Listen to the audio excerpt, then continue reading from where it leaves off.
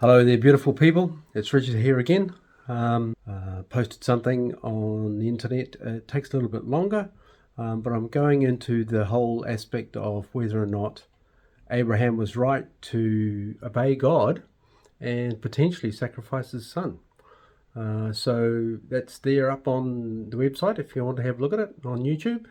That'd be great. Now today's one, it's probably one that some of you will agree with and some of you will disagree with. But today's reference is in 1 Thessalonians chapter 4, verses 13 through to 18. And of course, it's about that wonderful subject, which, as far as I'm concerned, is my blessed hope, which is the rapture. Or, of course, that word is not actually in the English Bible, because it's not actually an English word as such, because it comes from rapturo, which is the Italian, and that comes from the Greek word harpazo, which means to seize, to be caught up, which, where we get the rapture concept from. Anyway, just in case you were in any doubt whatsoever, yes, I do believe in a pre-tribulation rapture. And maybe starting with this passage today, hopefully I can give you some good pointers as to why I believe that and why I think it's a very convincing position. But let's look at the verses today. But I do not want you to be ignorant, brethren, concerning those who have fallen asleep, in other words, those who have died, lest you sorrow as others who have no hope. For if we believe that Jesus died and rose again, which we do, even so God will bring with him those who sleep in Jesus. In other words, those who are already dead.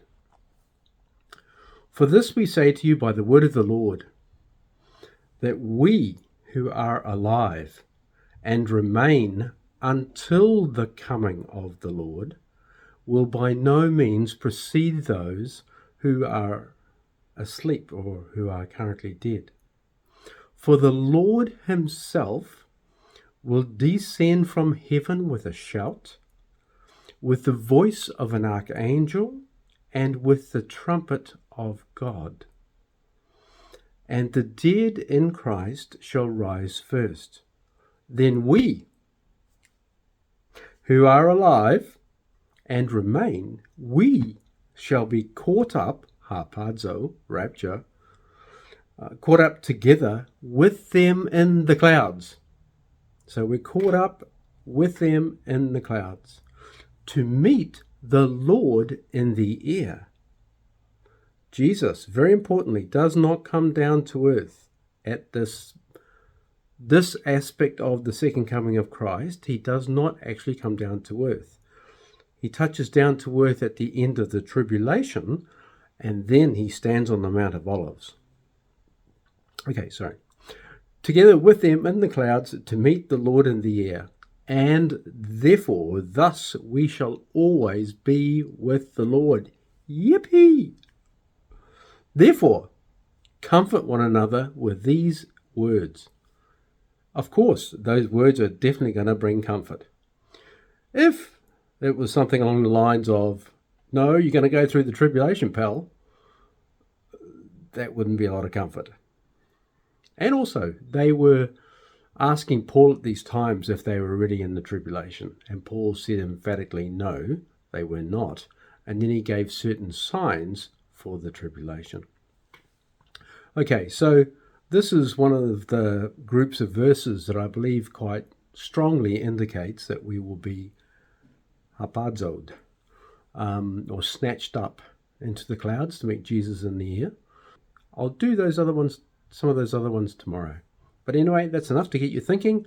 If you want to ask questions, or if you want to comment, or if you disagree, I don't mind. It's perfectly fine.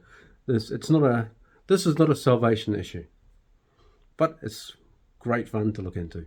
Thank you. Bye.